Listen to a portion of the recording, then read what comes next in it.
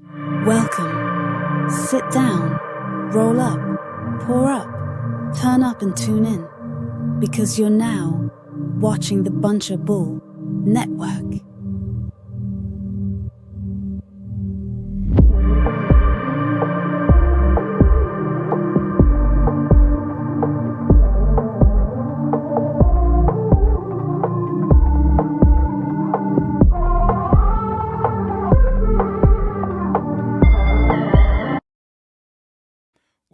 What up? Welcome to the world's dopest podcast, the Marley State of Mind podcast. Down here at the Bunch of Bulls studio, as we are every Saturday night at 8 o'clock. Tonight I got a special guest in the house with me. My brother Oz is in the building. What's going on, fam? How you feeling? What's up, man? You know, chilling, man. Feeling good, man. Yeah, for sure. You had a long trip in. Bro came out to see me, and we already did the one episode with you, where we explored the music career. Where you got to be, how you got to be where you are in music. And this time, since you were in town live, we had to have you on for the live podcast the second time around. And this time, we're going to keep it a little bit loose. We won't talk so much about the music, but we'll just have conversation as you and I tend to have from time to time, right? Yeah. Facts. So that's what we're going to do this time around. I like to kick the podcast off saying how I met the individual I had on. This one goes without saying. It's my brother, so y'all know where we come from together. So no need for that to be explained. So for this podcast, man, like I said, I thought we'd just keep it a little loose. We'll have a good time. We'll just conversate and talk. No real topic in mind. Of course, we could kick it off with music. I know you were telling me, like, I was telling you about, that's my man Veli too. He had we were talking about like diss records and beef records, right? And you were telling me like you feel that's important in hip hop. Because I was telling bro, he was going through a little conflict, and I was like, man, just chill. I was like, and he had like the upper hand in the conflict. I said, you might as well just chill. Like, there's no reason to continue. And I was telling you a little bit about it. He was like, nah. He was like, that's what hip hop's about. It's really about the competitiveness, the what's the word I'm looking for? Besides competitiveness, the sport of it all, right? Yeah, it's a competitive sport. Right, and he was like, "No, let him go." Yeah, like I was saying, man. Like, you know, as an MC, man, you know, when you write bars, a lot of times, you know, you'll be writing, you know, to nobody in particular necessarily. But that's just like shadow boxing. Right. You know what I'm saying, like, you could be nice, but you might just be the best shadow boxer. You might not be good in the ring. Yeah, what good is it being the best shadow boxer? Right. Yeah. Exactly. Yeah.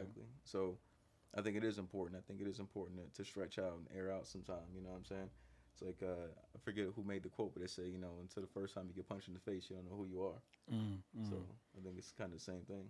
Yeah, no, that's true. No, I mean, and comparing it to shadow boxing is definitely dead on, because if you're just rhyming and you really don't have anybody to go at, you're pretty much just flexing your muscles. You're just going at the sport. But whenever you get into the ring with another competitor, then you really do get your limits tested at that point. Yeah. So no, that's a fair comparison. Yeah, you might be the dog that barks back. You might be the dog that goes in front of his fan base and apologizes. Right. You don't know which one you are. Yeah, that's true. That's true for sure. Veli wasn't a dog that apologized. That's for sure. That's for sure. Yeah, man. So, did you ever get any conflicts like that when you were coming up doing the MCing things? Have you ever got into like a verbal spar or word of words? Man, war of words. I had one, and it was unfortunate because it was I think it was a misunderstanding. So, okay. I already know what you're talking about. Yeah. You already know what I'm gonna say. Yeah. So when I released Omega Man, I wasn't even thinking about it. I was thinking further back. I thought I was going back to the Lil Zane beef. But go ahead. Yeah. That was something else. Yeah. That was something else. Go ahead. Yeah. No. But no, I was releasing Omega Man. I named my company Artifact Entertainment. And so, you know, being originally from Jersey and whatnot, I had my Jersey gear on. I had like my Newark shirt, my NJ hat, and so on and so forth. And I'm promoting everything, you know, Artifact Entertainment. And so I get a reach out to this guy by the name of Raheem Brown. I didn't know who this guy was, man. He's like, yo, I don't know who you are calling yourself Artifact. I'm Artifact, so on and so on. You know, I'm like, all right, you know, that don't mean anything to me. You know what I'm saying? turns out he's actually from a legendary hip hop group called the Artifacts. Yeah. Like, spelled like regular Artifact. Mine was Art of Fact Entertainment. Right, like art of, like, yeah, Right. yeah. And so, yeah, he hits me up, and I guess their group is from Jersey too. They dropped like, in the early '80s, like before I was born, and whatnot. So I didn't know anything about them. And so he felt some kind of way about it, and it kind of escalated. I won't get too much into details, but he came out some, to where I was, and it got ugly a little bit. Not real ugly, man. But I donated one bar and one of my songs on the Omega Man song where I said, "I'm Artifact Entertainment. Let me explain, son. The game needed a beast, so I became one. And y'all are my epoch, but I am my slang tongue, and I would rather be a wild man than tame one, because his name is Tame One. Yeah. So I got nothing but respect for the dude. Rest in peace. He passed away a couple of years ago. Damn, you killed him, son. Nah, I was. Like, let's edit that part out. No. All jokes I'm aside, talking.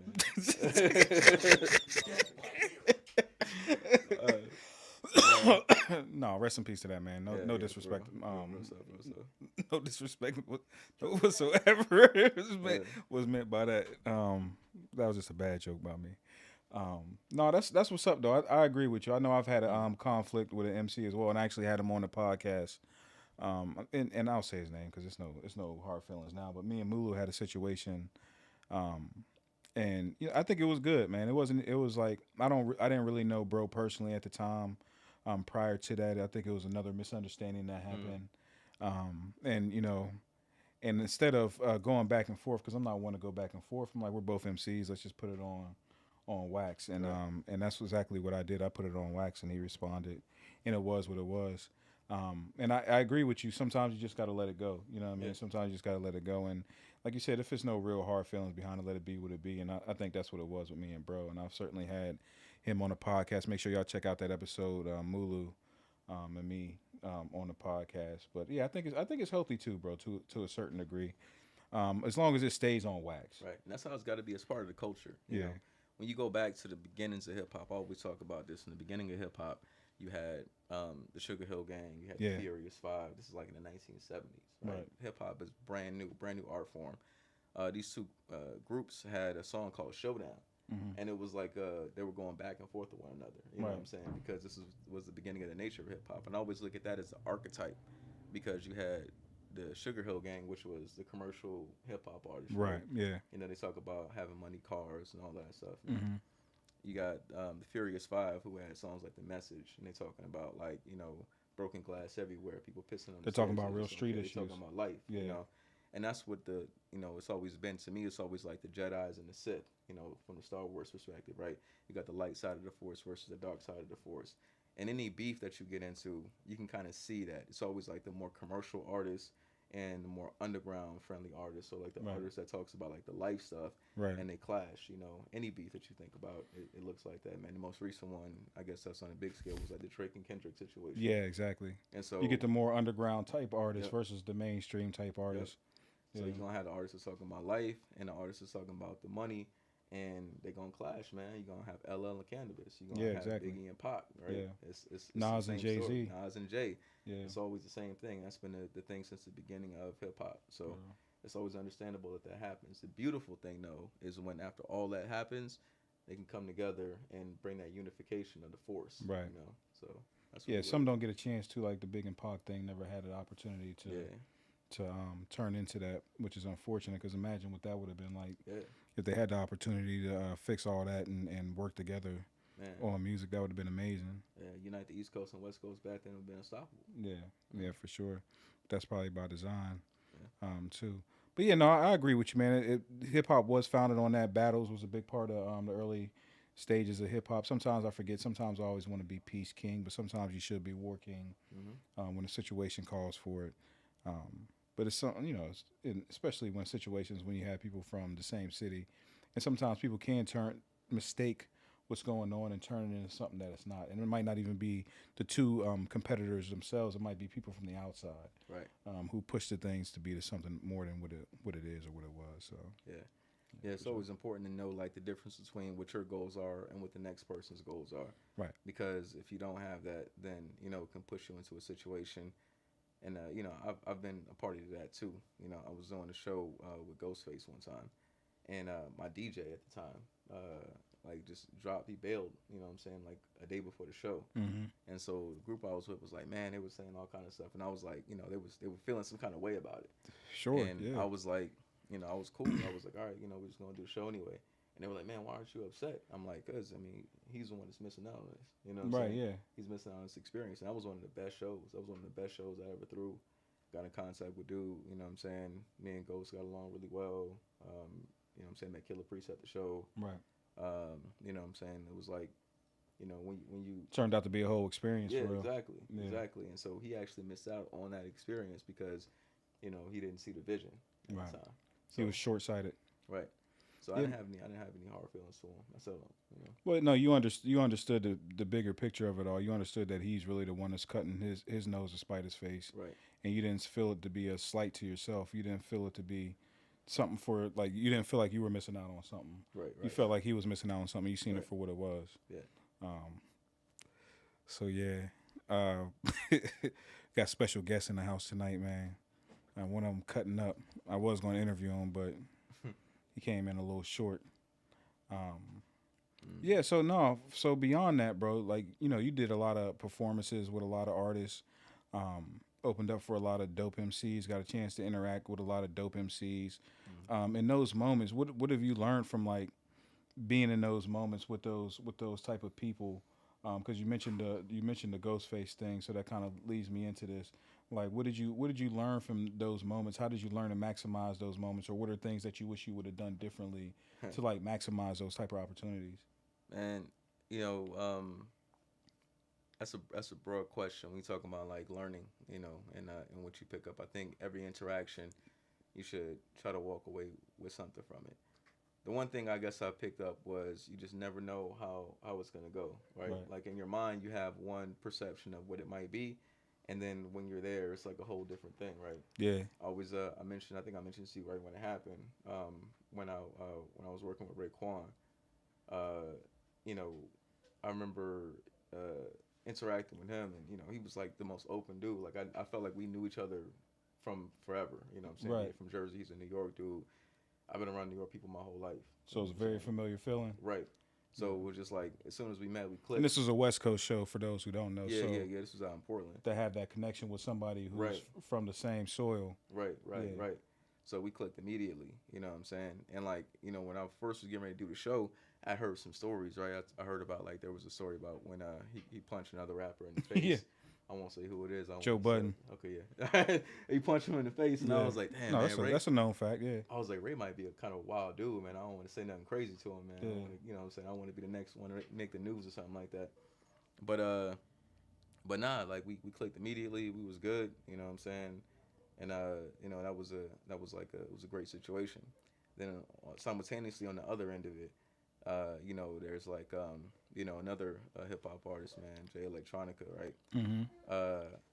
You know, kind of being familiar with his music a bit, you know, I'm thinking, okay, well, you know, my style, like the kind of hip hop I'm into, will probably mesh, will probably jive, you know what I'm saying? So it'd be kind of cool to like reach out. To in have that situation. interaction with him. Yeah. Yeah, and that dude was highly reclusive, you know what I'm saying? Yeah, yeah, And so yeah. like on that one, I thought like, oh man, this would be good. We'll probably interact really well. And it wasn't that, you know what I'm saying? So Yeah. like I said, I guess the one thing I could say I learned is that it's never what you think it's gonna be, you know.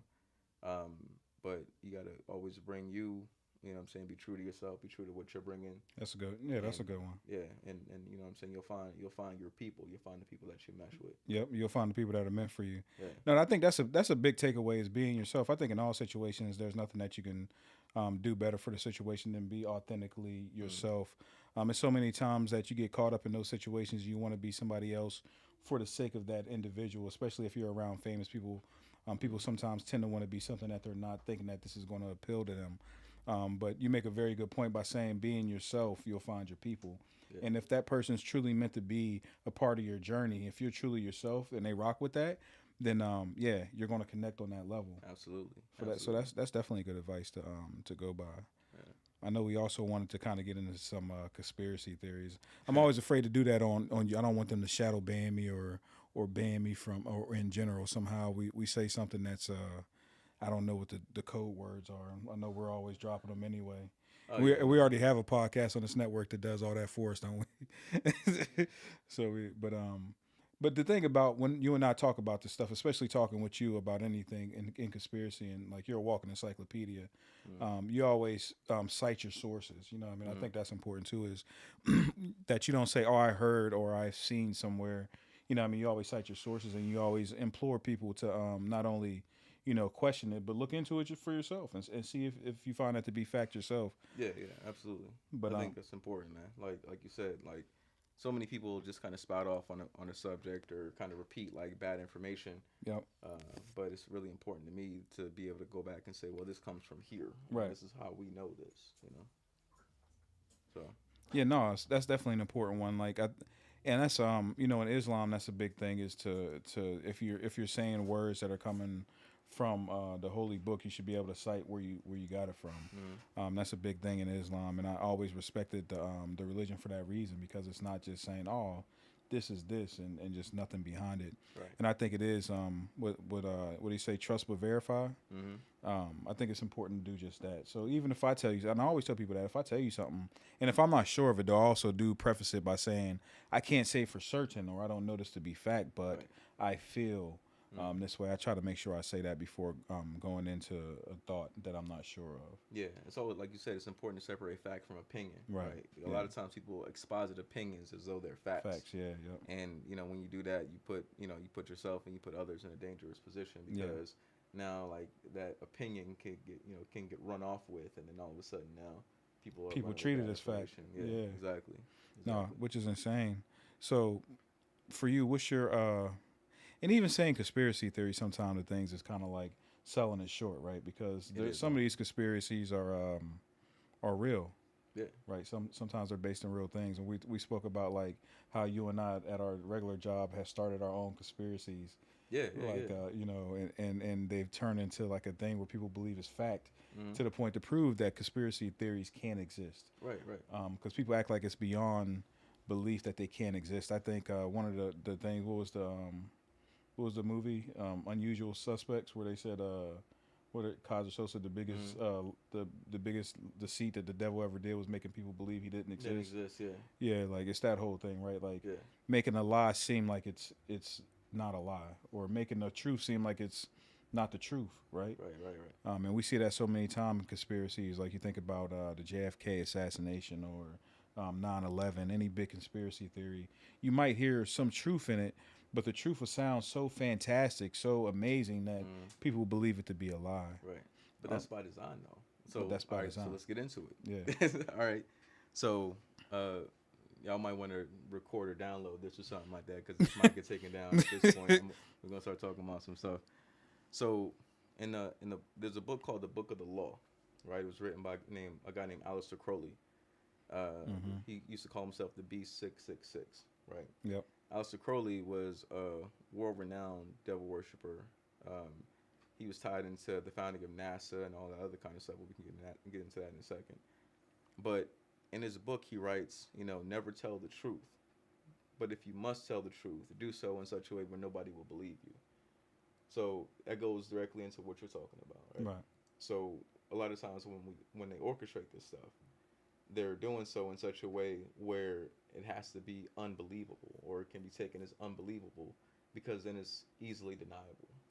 Because some things can be so fantastic, so out of this world, you'd be like, whoa, oh, so you think they did this and this and this? They put charges inside the building, and then they did this, days before, and pretended to have bomb sniffing dogs and so on and so forth. Like, you know what I mean? Right. Like you make it so fantastical and so out of this world that it's easily, deniable. Dismissed, yeah. Right. It's easily dismissed. But it goes directly into, what they call the dilemma, secret society, which was the Crowley-esque secret society for the whole B666. It's the same dude that brought up, John Whiteside Parsons, who called himself Marvel, right? It's, like we talk about Marvel Studios and stuff like that being owned by Disney.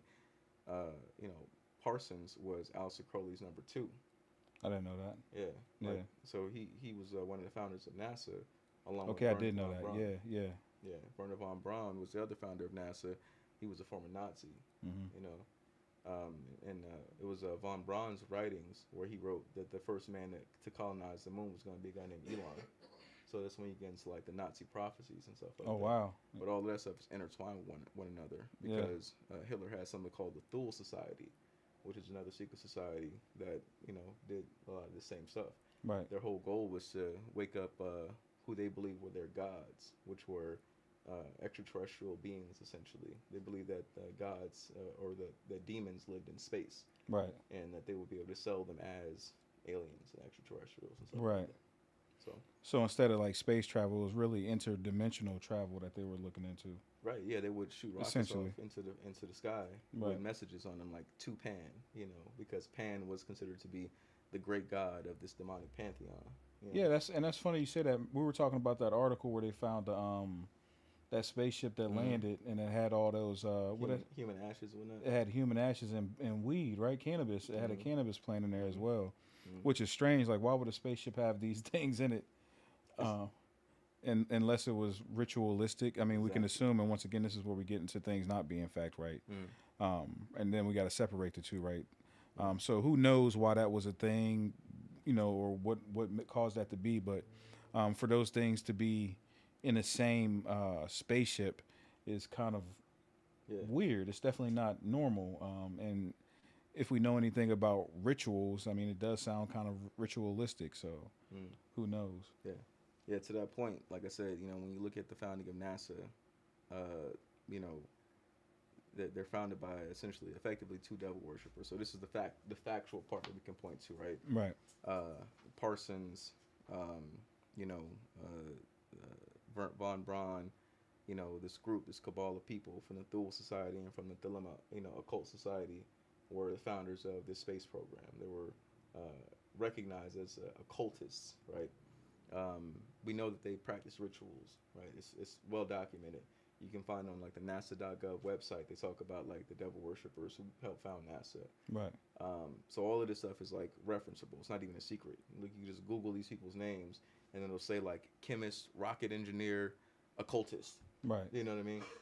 But the part that we don't know, and we can't know right now, at least because we don't have the information, is why we're finding like these rockets and stuff like that now with like these charred human remains and other strange implements. Right. So that's the part we can only really speculate about. Yeah. Probably, as my speculation, if it's probably some sort of ritual, you know what I'm saying? Right. Maybe to like bring them back or something like that. You know what I mean? Yeah.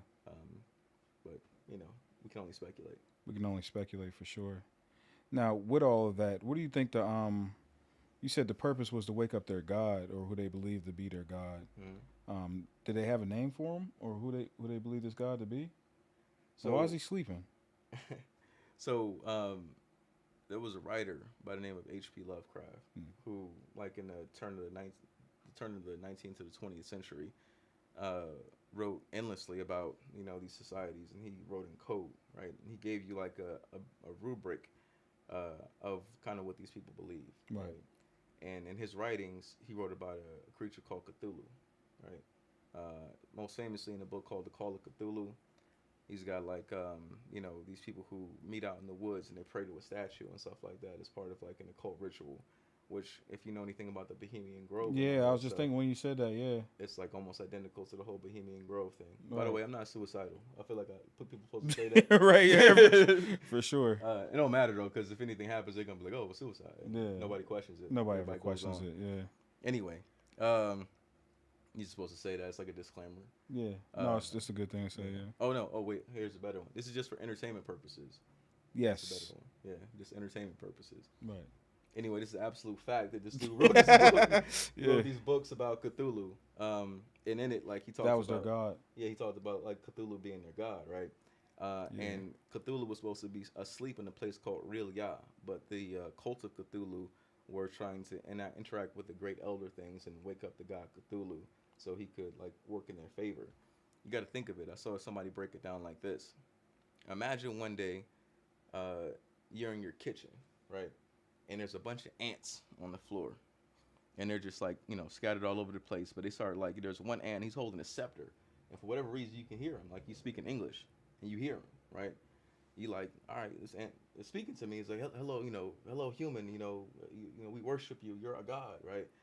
Now, your first instinct is because there's a bunch of ants is going to be to wipe them out, right? Yeah. But now this one is speaking to you, so now you're interested, right? Because this is a much lower intelligence, much lesser power than you are, and you're like, well, let me entertain this thing and see what it's actually talking about because I've never spoken to an ant before. It'll fascinate you, right?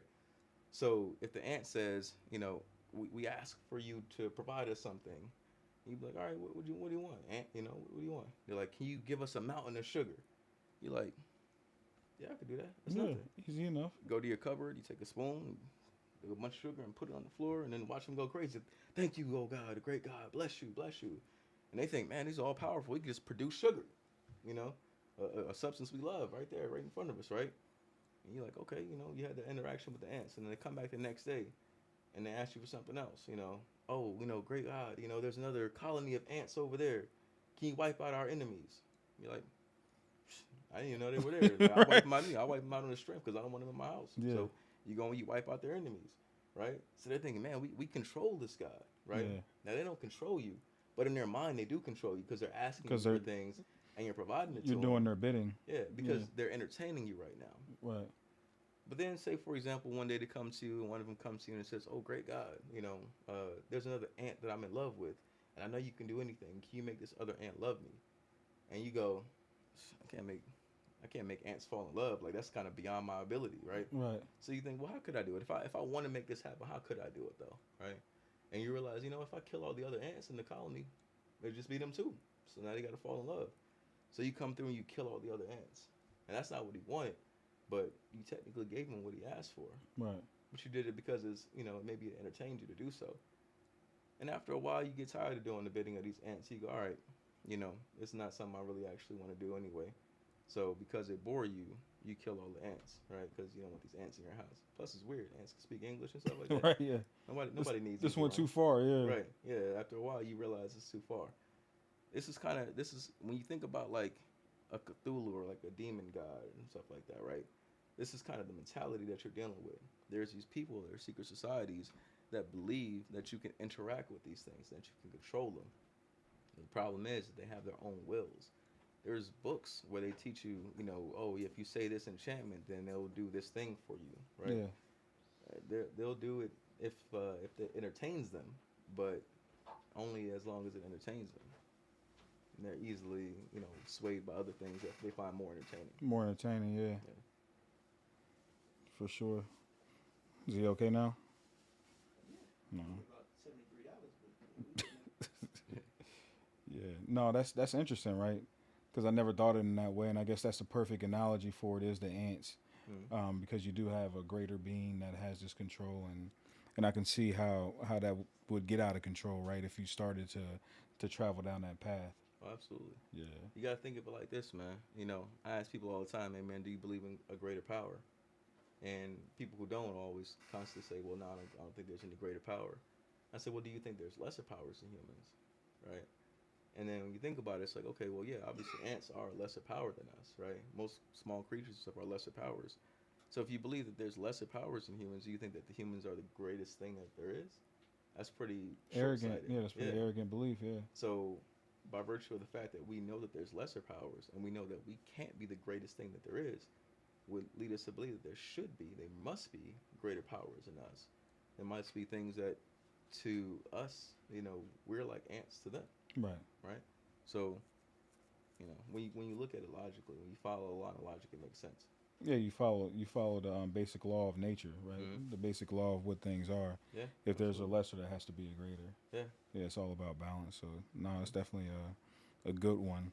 And like I said, and that's a slippery slope with conspiracy, right? Because we just spoke about something that's very factual, and someone would hear that, and even though that they can fact check it and everything, they're like, that's not real. Absolutely. That's conspiracy. That's not real. Yeah. And to the point that we made earlier, that's the dangers of it, right? People try to turn these things that sound so amazing because it is true. They try to turn it against us. Yeah. It's important to, like you said, to kind of separate the fact from the facsimile. Right. To separate the spectacle from the speculation. Right. Because when you don't, you just run into situations where you can't you can't really discern or decipher like exactly what it is going on, you know. Yeah. Or you go down rabbit holes. It's easy for them to distract you, for whoever they may be, the powers that be, whomever, to distract you with saying, well, what about this over here, and get you to follow a red herring, you know. Yeah, how often do we see that in like the news today? I mean, you know, the Epstein list doesn't exist. It was The drafted, Epstein list it was doesn't drafted by exist. somebody in Obama's camp, apparently, even though it was sitting on, you know, their desk. You Oh, know. is that what they're saying now? Is that the news? Yeah, it doesn't it never existed in the first I place. do know about the never existed part. I didn't Yeah. know about the Obama camp. Yeah, it's all kind of stories that you're gonna find out about that. You'll never know. Yeah. Yeah, But no, that's an interesting one, right? Because obviously the Epstein list doesn't exist now, and it never did. and it never did exist.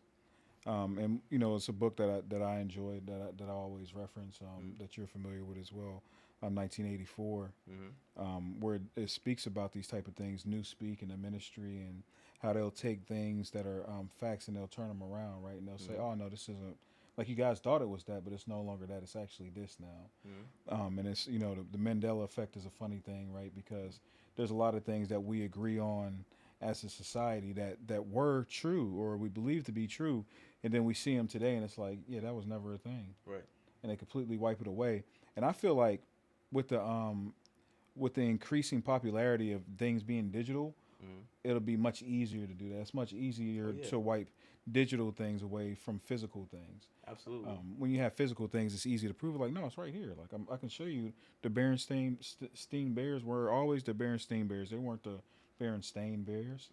But if it's all digital copies now, like, yeah, they can easily edit and manipulate that to be what they want it to be. Right. And I think it's funny because, you know, we have all these things in history that warn us against the things that we're doing voluntarily now. You know, the Fahrenheit 9/11 thing where they're burning all the books, but we willingly give away physical copies of books and go digital, right? 1984, where they're talking about Big Brother watching. We willingly give away our privacy. We know the cameras in our phone and the speakers in our phone are tapped into the apps in our phone. And they can tap in and look at us, and they tell us this. We agree to this. They're like, we can listen at your conversations anytime. We can access your photos, your camera at any time, and we press okay, I'll allow, and agree to terms. And these were things that they warned us about, and people took very seriously their privacy, and not being watched by Big Brother. But we just give it away. Yeah, voluntarily. And the funny thing is, when you think about how it's changed, right? Back in those days, they thought that like they would have to have some sort of surveillance system set up to watch you in secret. Yeah. And now it's like people put an Apple Watch in their arm, right, that tracks their heart rate, and everything like that. So these people know more about your vital statistics than you do, right? So if you're getting ready to have a heart attack, they know before you know, right? And you know you gotta take in consideration and think, man, like they why are they collecting all this information? Why are they collecting all this the goal data? With it, right? What are they doing with it? Even at was it 23andMe or one of those? I can't recall which one exactly. By BlackRock, which is the Illuminati. Right, and they allegedly it's entertainment purposes. Entertainment purpose, correct. But they warned people of this too as it was happening. Like, hey, you might want to get all of your stuff from here, because this isn't no longer going to belong to us. So to your point, why are they collecting all of this data? What do they want with all this data? Which we can speculate on, right? There's no real definitive answer on why that could be. And one can speculate, but here's some things that you can speculate on. There's something called CRISPR, which is genetic editing, right? Using Cas9 technology. This is fact. CRISPR, right? If you want to look it up. It all has to do with editing genes and, you know, basically creating super people, if you will, right? Making it so that you can't, you know, contract certain diseases, or say, for example, you wake up tomorrow, you want to have blue eyes, right? You can take a shot and, you know, it'll interact with your messenger RNA and then change the color of your eyes and stuff like that, right? So they have the technology to manipulate DNA. There were some studies that happened in the 90s with this stuff, and they didn't go well from the genetic editing standpoint.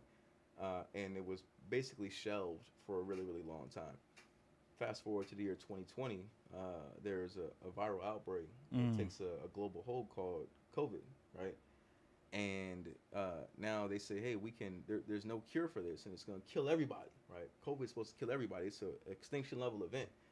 and they get everybody riled up. Yeah, it was a pandemic, right? Right, it was a global pandemic, Yeah. and so you have companies like Moderna and like all these other organizations, Pfizer, for example, who quietly were able to pass laws allowing them to use this CRISPR genetic editing technology to create vaccines that are not like any other vaccine. A typical vaccine, you take a dead version of the virus, you'll mix it with some chemistries, you'll inject the dead version of the virus so your body can recognize it, create antibodies, and be able to fight the virus. They don't do that with this virus.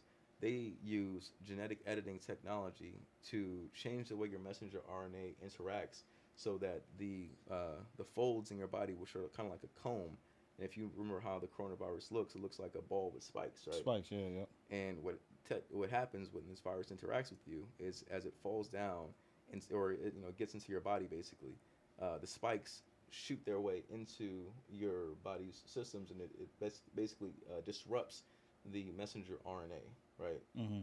HIV virus works in a very similar way, right? Disrupts your messenger RNA, so it doesn't communicate as effectively, Right. And this is why your body doesn't produce as many white blood cells, etc. I digress. So what they do is they say, well, what if we close those combs so that those spikes can't get inside of your immune system, And so they say, okay, well, let's make this the first test, the first step, and they create this vaccine that doesn't work like any other vaccines. Now, you can look at the CDC, you can look at any sources, you can see exactly what I'm talking about, how they use this different type of method for creating these vaccines. But that's really ultimately what they did. They were ultimately trying to push for opening up that door to CRISPR-Cas9. Right. And if you wanted more information on that, the CEO of, I believe it was Pfizer, it was either Pfizer or Moderna, the CEO actually came out and said, well, now that we've gotten the door open to this, let's get into human genetic editing, right? You can start to genetically modify people, right? And this is what they open up the door to. So a lot of people looking like, well, why are they pushing this vaccine? Why are they pushing this thing so hard?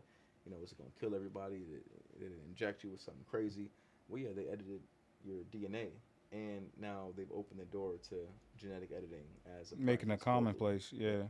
Yeah. So, Damn, and that's the thing about it, right? Like, you'll see different ways that things get snuck in. Like, it might not always be as obvious as you would think it would be, or as obvious as it could be, and then it'll just lead to something further. Much like we spoke on briefly, like 9/11. That was just something to kind of what we just got out of talking about, privacy, right? It removed a lot of privacies from people. It led a way into make us lose our privacy willingly, because of protection. Right. So they'll show you one thing and then do another thing at the same time. So that was straight out the Illuminati playbook, though. Right. So two things about 9/11, and I won't touch on too much of it. But Operation Northwoods was a project by the United States government to hijack planes and crash them into buildings and blame it on a foreign country as a means of invading that foreign country. This was first proposed under Kennedy. Kennedy refused to sign off on it. Kennedy was later assassinated. And 40 years later, in 2001, almost the identical plan comes to fruition, right? Planes are hijacked. They blame it on the country. They go use that as a means to invade the country, right? It just seems pretty suspicious that those two things would be so identical. That was once again Operation Northwoods. But the other thing is that in the 1960s, I want to say 1967, there was a book written that gives you the whole Illuminati playbook. And it specifically tells you that, they're going to create circumstances that get people so gripped in terror that that not only will people not mind being surveilled, they'll ask for it as a means of protection. And that's how they'll get people to basically give up their rights and give up their freedoms. This was in 1967. Right. And she'll be able to find this. I want to say the writer was like Robert Anton Wilson or something like that. Don't quote me on that. I can't remember the guy's name. But, he publishes his book on, the Illuminati and, I'm saying, like, the conspiracies. The playbook, the playbook, right? So you can go as far back as then and see kind of like what was coming and what was next, and so forth. So what each step was leading to. yeah, Yeah. like for example, a lot of people know about Project Bluebeam, but like the Yeah. next Yeah. step, for example, and this is actually even in a book called Childhood's End that came out in I want to say 1948, 1952, one of the two. But they mention the advent of the internet and then utilizing that as a tool for mass communication, creating circumstances that lead to a global atheism, so people don't believe in gods, Yeah. and then introducing extraterrestrials as the gods and saying, well, aliens actually created us Yeah. as a means to get people to worship demons. Right. So this stuff was already written. Like it's been it's been the playbook for a very long time. Yeah, no, and it's funny because space exploration obviously is such a big deal nowadays. Not that it always hasn't been, but it seems like even more so now. Obviously Elon Musk doing the work that he's doing, with all of that stuff, and even the invent of Space Force, Mm-hmm. um, by the first Trump administration, Mm-hmm. which I thought that was like real under the radar. Like people, not that they didn't announce it and it wasn't a thing, but like people just didn't even care. Mm-hmm. And I ask all the time, like people, nobody's wondering why there's a space force. Like who are we fighting in space? Like they made a division of the army specifically for space And funded it with billions of dollars. and funded it with billions of dollars. Which I've looked into it a million times, and they have reasons that it's invented, talking about satellites and protecting satellites if someone tries to take them offline, blah blah blah. Mm. But I still don't know if we need a space force for this. Yeah. If this was truly the only intent behind it. So yeah, no, the signs are there and the facts are there, and I would be curious as to if that happened. Maybe they don't feel like the American population is, or not the American, but the global population is ready for alien interaction. But they have been slowly leaking out X Files now, right? Mm. There has been things that have been kind of leading us into that direction that you're talking about, where you can kind of see the introduction of a alien life form being introduced at some point in time. Oh yeah. It does seem like we're getting closer to that, and I wouldn't doubt if even we talk about the vaccine, but even the pandemic itself, when it first took place, I often said that it seems like it's a test and control, right? Mm. It's a test to see just how much control that they do have over people, Right. and it seemed like the control was pretty immense, right? People were taking this shot even though they weren't willing to do so. They were Yeah. They were able staying to inside coerce. their home. Yeah. They really were able to take complete control of people. There was a few people who fought, and myself, I didn't get the vaccine. I wasn't going for it. Mm. But it was such a big deal. I know at my job that I have, a lot of people were talking, like debating on whether they were going, because they were talking about losing your job behind it. Yeah. You know what I mean? Some jobs weren't going to let you come unless you were vaccine, and it's a hard line stance to take, especially when they're talking about your livelihood. Right. So to me, it felt like a very much like a control thing. Yeah. Yeah. Like they're a lot trying of to it see is just that. how much they can control the entire population. Right. Yeah, you gotta think, man. Like, all right, so that's good. That's a great point. They create circumstances to put you in a position where you feel like you have to do it, right? You can't go out in public, right? You can't, work. You're not gonna be able to earn money. Like, they put you in a position Can't where, travel. right? Yeah, you can't get on a plane, right? They put you in a position where you feel like, man, I have to do this, and they see how many people are susceptible to actually, falling for like the peer pressure of actually doing the thing that they want you to do. But it ties into something that you said earlier, and you kind of glaze over it real quick. But going back to the whole concept of the Mandela effect, right? Yeah, There's certain things that we know, like we know we all certain agree things. upon to Yeah, be fact. yeah. And then, but they'll say, well, no, this never happened. This is something that's not true, or whatever the case may be. And we kind of just dismiss it and say, well, I guess we all were wrong. everybody was wrong. Everybody remembered that Everybody incorrectly. remembered that thing wrong, Yeah. right? What's the likelihood of that something like that happening? Yeah.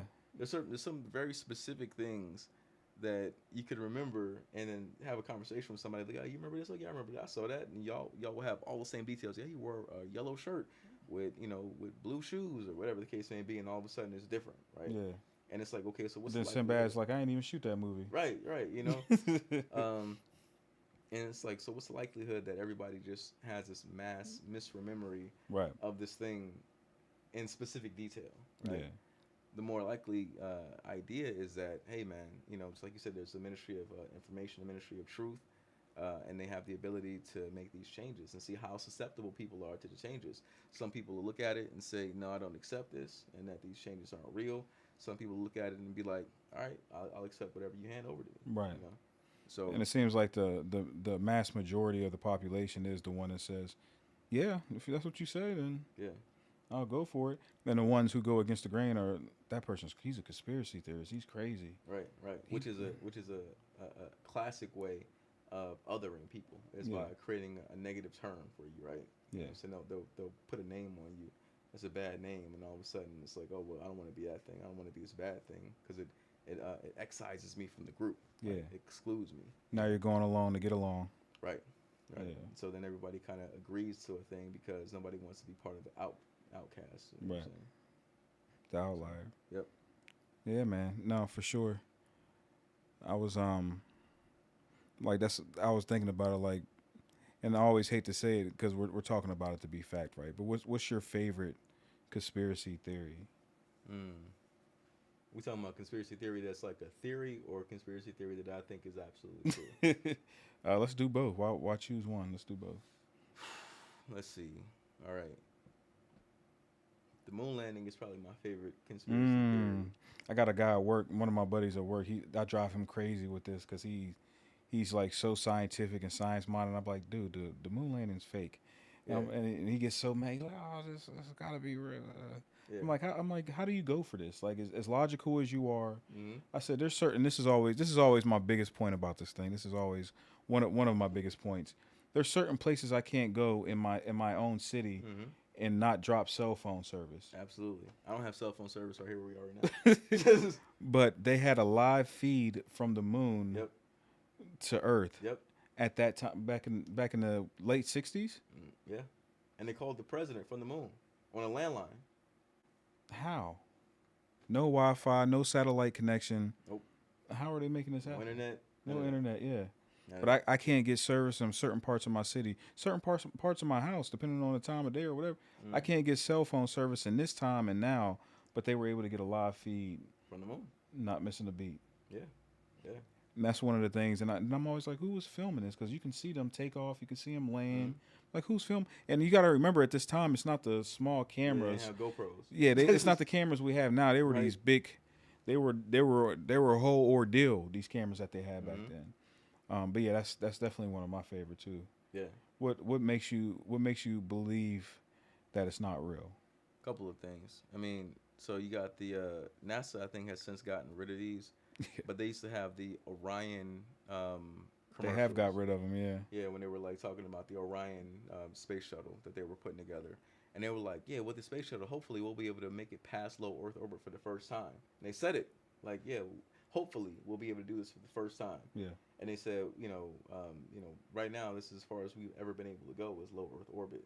Maybe we'll be able to visit places like the moon and so on and so forth. So they tell you without telling you, like, yeah, we never been to the moon. Right, Like, yeah. But hopefully with this, we'll actually be able to do some of the things. And they'll tell you today that we can't go to the moon. Right now. Right now, we can't go to the They said moon. right now we don't have the technology to go. We don't have the technology to go to the moon. Somehow we had it in the 1960s. Right. But with the advent of the internet and all of the All the advancements in technological. technology, Yeah. we're just not good enough. We we can't got do it. artificial intelligence. Yep. We got the internet. We got virtual reality. We got cars that drive themselves. Yep. Can't go to the moon though. Not right No. now. So it's like, all right, what should I believe about that? But the other thing, the one that solidifies it to me, is the Van Allen radiation belts. Yeah. There's belts of radiation that exist around the Earth. One of the reasons is because the Earth is actually a tricircular Euclidean globe or fourth dimensional hypersphere, right?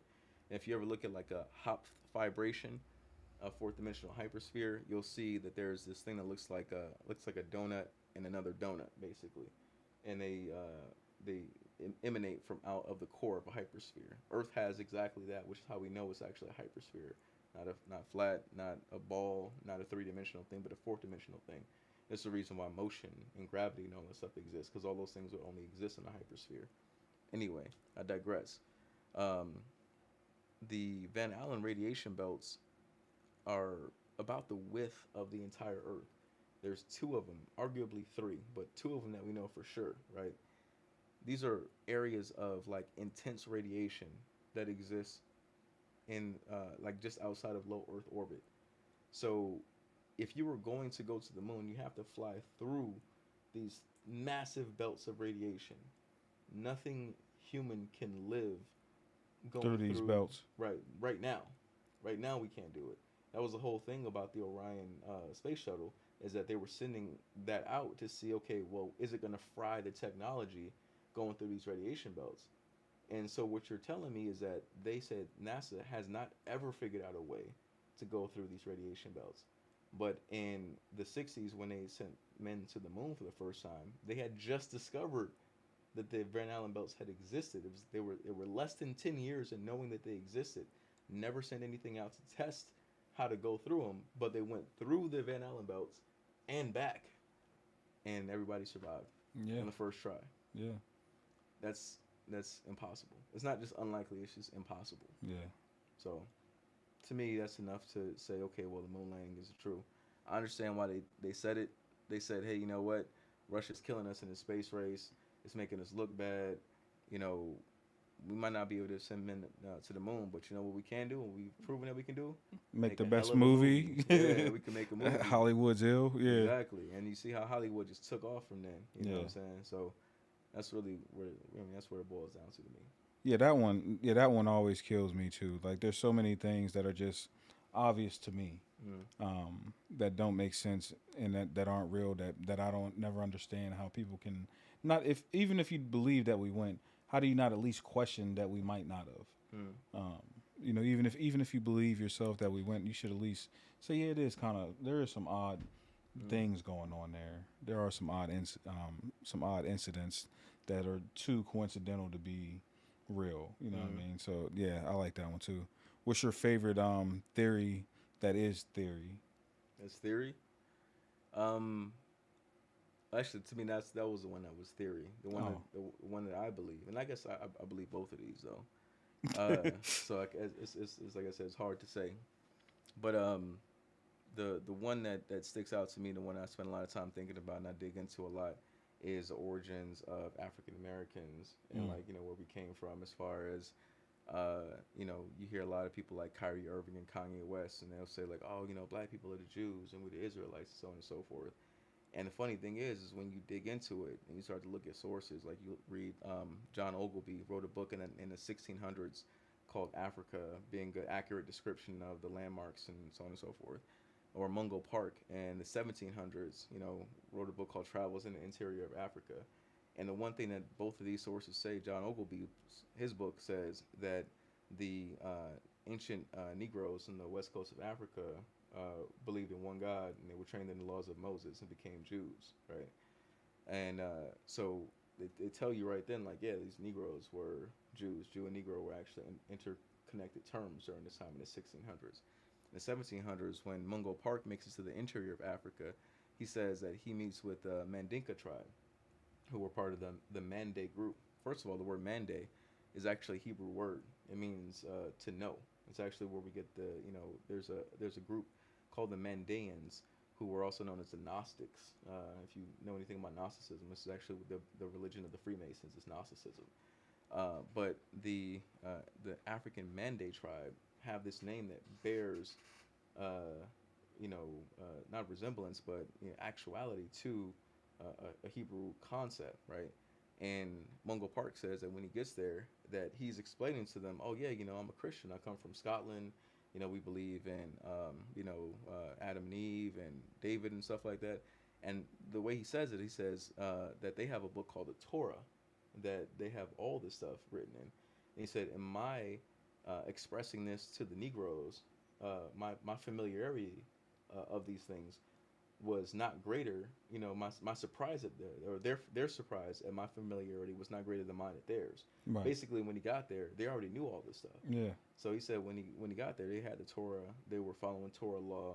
They knew all of the prophets and so on and so forth. and this was in deep Africa. Yeah, and Yeah, they said that the Negroes were like, well, how do you know this? yeah, Like he said, they were like, these are our ancestors. How do you know? You know what I'm saying? yeah. How did this word get to you? Right.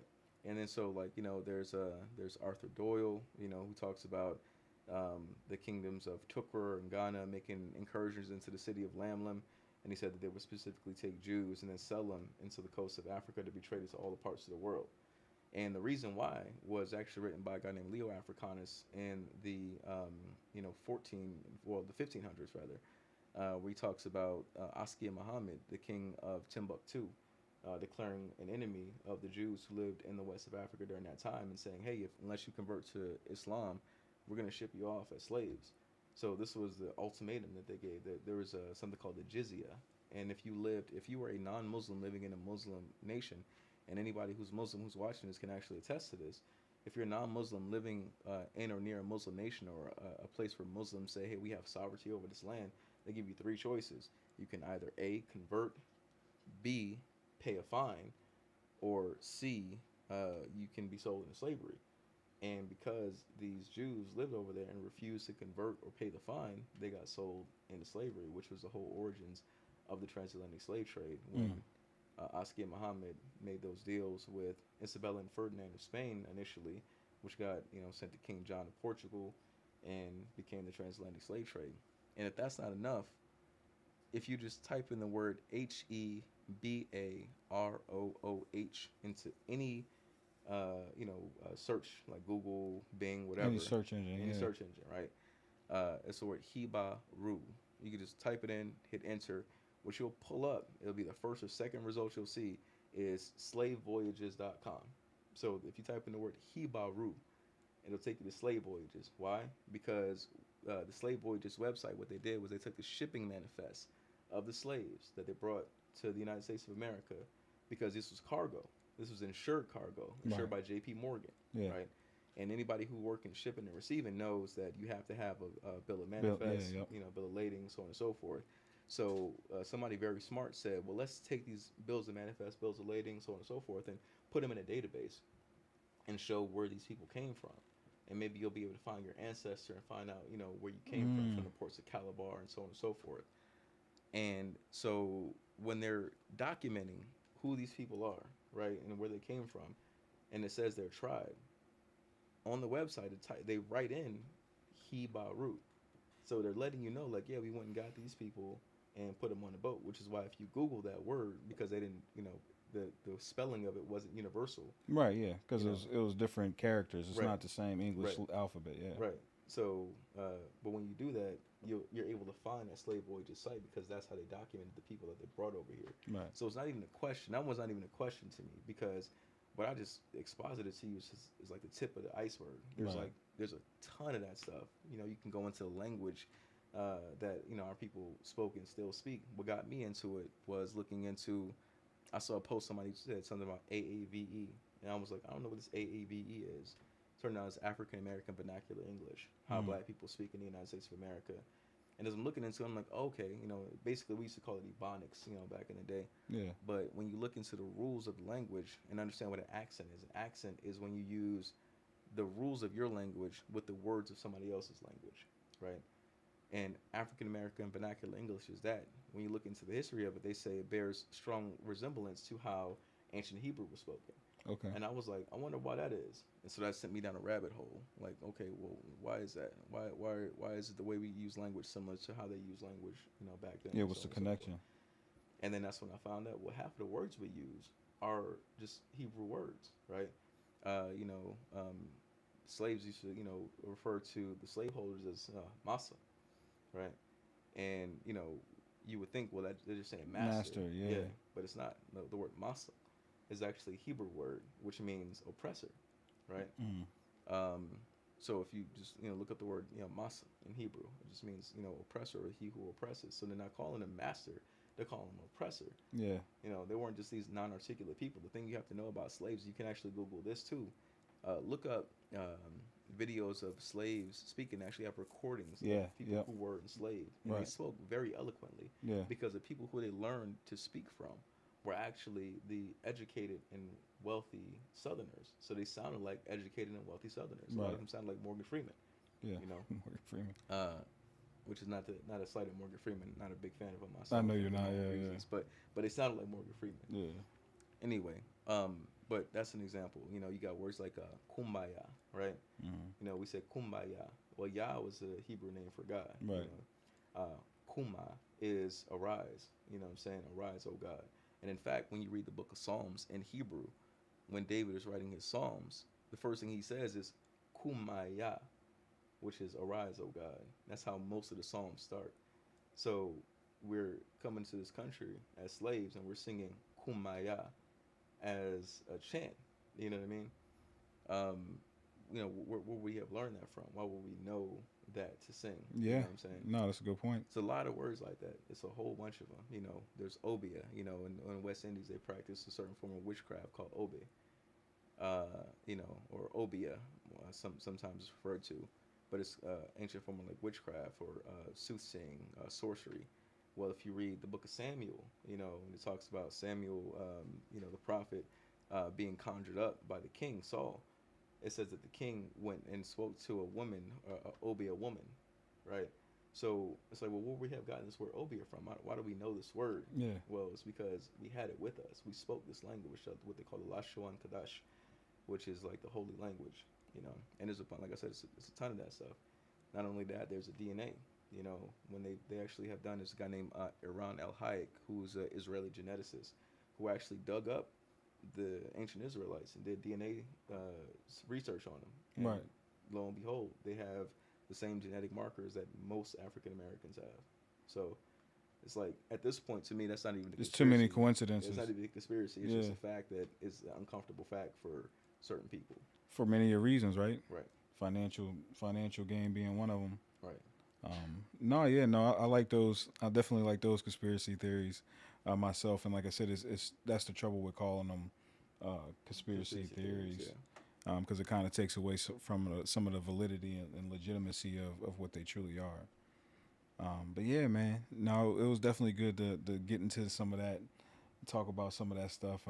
Like I said, this is the way that we talk normally, of course. Yeah. In common conversations, but we definitely wanted to bring some of that to light while we had you in town for this. Before I wrap up, you got anything you want to plug, tell the people about? Yeah, man. So obviously, I'm here. I'm in Pittsburgh. I'm working on another project.